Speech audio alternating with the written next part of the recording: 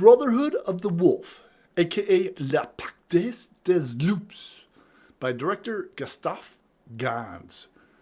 So, this review, 2003, there's a 2024 flashback update at the end.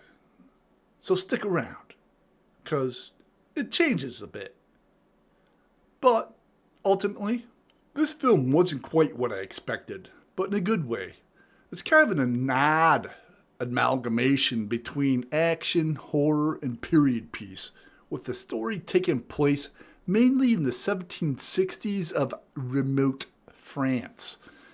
It's done with impressive attention to detail, great cinematography, and nice modern editing techniques utilized to help pacing and look. Maybe not pacing. The story follows the devastation of a countryside that is being terrorized by a beast, most believed to be a wolf of mythological proportions. The king's appointed knight, botanist, and taxidermist Franzak, along with his brother Manny, who's an Iroquois Indian, are sent to the region to help in the hunt and eventual capture of the beast, so that it may be sent back to the king to assure that the terror has ended.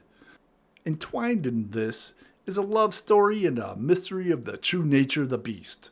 The closest thing I would say this is like would be a cross between Crouching Tiger, Hidden Dragon and Sleepy Hollow, but with a bordello. The main problem is I think it's just a little too long. I didn't mind the lull between the action sequences, as it is a pretty interesting story, but I can't help think what it could have been condensed just a tad, or even trim some of the action sequences a bit more. It's a strange bookend that starts off the film, not so strange in what happens, but it's like 2 minutes long, so when it comes back around to it at the end, you're like, huh? Oh, yeah. Because it deals with a bit of the politics of the time. It helps catch some of the nuances and meaning on a second viewing.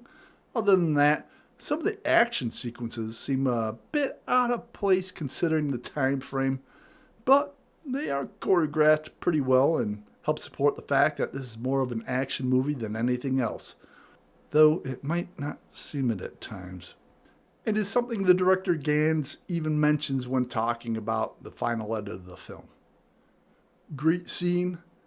There's a flashback of a young girl who remembers being attacked by the beast, and she crawls into a rabbit hole to save herself. So, as for the 2024 update, after listening to Styx Hexenhammer go on about how much he loves this one, I'd figure I'd revisit it in video form. I seem to dig it enough back in '03. And yeah, original review pretty much covers it in general. I would say at this point, though, it's more of a political drama with flashes of action versus vice versa, where I kind of glossed over the major plot point for the actiony parts in the first review. This really is more on the subversive politics of the time of 1764, leading to the French Revolution about 20 years later, putting the bookend scenes in a better perspective. The king, the pope, the plebs trampled by both. Rather insidious, really. I wonder why it's so familiar, yet different, in today's day and age. Fear and propaganda are significant weapons to wield on your populations. Yeah, my initial misgivings about the prolonged fight scenes that could have gotten tightened up some. The final big fight sequence, cool, but yeah, kind of seemed a bit unnecessary. Some curtains of milady that, okay, we get it. But it's still a cool period piece with an interesting, if not somewhat fantasized take on the nature of the American Indians that gets worked in, spiritual and otherwise. Plus, overall, it just looks pretty damn fine. And Monica Bellucci. With that, I do actually downgrade the ratings a bit from my first assessment. So I gave it 4.5 beers for story, 6 for look. Here, I'm giving it 4 beers for story. Pacing overall is okay, but yeah, some prolonged scenes are a bit too much. And the fight sequences, all nice and flashy, maybe needed some additional trimming. Look, 5.5 beers, knocking this down a bit just because the editing and the use of slow-mo, well, new and cool back then, just kind of slows down the pacing too much. We got it. Move on.